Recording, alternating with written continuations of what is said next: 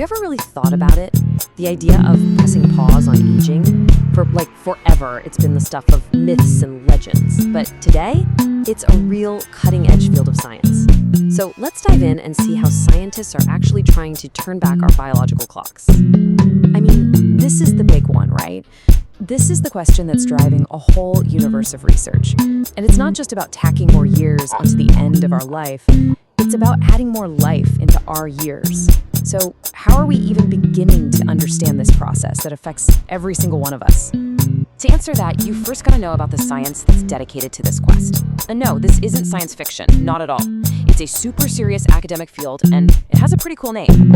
And that name is biogerontology. It's a mashup of biology, genetics, medicine, basically a team-up of some of the smartest people on the planet. And their shared mission is to figure out the nuts and bolts of aging, all the way down to the level of our cells. Now, this is a really, really important point. The goal here isn't about living forever. It's about extending what scientists call our health span. You know, the part of our lives where we feel good, we're active, we're vibrant, and we're not bogged down by chronic disease. That's the real prize. Okay, so if you're a biogerontologist, where do you even start with a challenge this huge? Well, one of the most critical places to look is our body's own security system, which, it turns out, goes through a massive change as we get older. I want you to think about your immune system as this elite, highly trained security team for your body. When we're young, that team is sharp, it's fast, it's effective. But as the decades roll by, the team gets, well, a little slower, a little less precise, and that leaves us a lot more exposed. And of course, there's a scientific term for this: immunosenescence. It's a huge piece of the puzzle. It's why older people are often more vulnerable to getting sick. In simple terms, our internal security system just gets worse at spotting the bad guys, and sometimes it even gets confused and messes with the good guys. And this isn't some abstract theory, you know. This has real-world consequences. It's the reason why older folks are more likely to get infections, and it's also why things like the flu shot might not work as well for them. So figuring out this immune slowdown, it's a massive deal. But it is not all doom and gloom. What if the secret to a longer, healthier life isn't just about fighting off this decay? What if it's about flipping a switch that's already inside some of us? What if the code is already written, right in our DNA? This is where it gets really interesting. Scientists are literally on a hunt for what they call longevity genes. The idea is that some people might have just hit the genetic lottery and they're naturally programmed to age better. If we can find those genes, maybe, just maybe, we can figure out how they work and learn to copy them. And the research is getting incredibly specific. Let me introduce you to a gene called SIRT1. You can think of it as the ultimate manager for your cells. When things get stressful, SIRT1 jumps in, organizes the DNA repair crew, and makes sure everything's running efficiently. It's so important that in some lab studies, just activating this one gene has been shown to extend lifespan. And SIRT1 is not a lone wolf. Scientists have found a whole crew of these longevity genes, like FOXO3, ApoE, and CETP.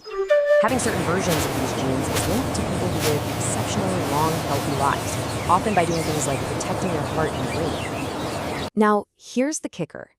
This isn't just a someday kind of thing. It's happening right now. Thanks to incredible tech like rapid genome sequencing, we're actually creating a roadmap to a future where anti-aging treatments could be tailored specifically for your DNA. But that kind of power leads to a pretty profound question. Because once you have the power to literally go in and edit our own biology, well, you step out of the science lab and into a much, much bigger conversation. Because with this kind of knowledge comes an incredible amount of responsibility. And that throws us right into the middle of the great ethical debate. As we get closer and closer to these breakthroughs, we have to start asking ourselves some really tough questions about the kind of world we want to build with this new power. I mean, seriously, think about it. What happens to everything? Jobs, retirement, family, if people are living to be 120 or even 150? And who gets access to these treatments, which will probably be super expensive at first? There's a very real danger that this could create a brand new divide in society, a biological one. And on top of all the social questions, there are massive scientific ones too. Aging is this incredibly complicated dance of a million different biological things happening at once. If you try to mess with it, you could have all sorts of unintended side effects. So scientists have to move forward with extreme caution. So where does all this leave us? Well, it leaves us staring at this powerful, almost overwhelming vision of the future. A future that is packed with both unbelievable promise and some pretty serious peril.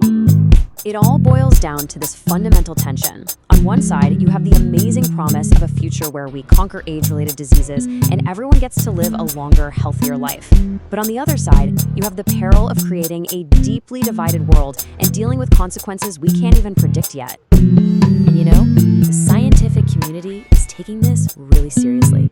This quote right here shows you that the people leading this research, they get it. They understand that talking about the ethics is every bit as important as doing the science.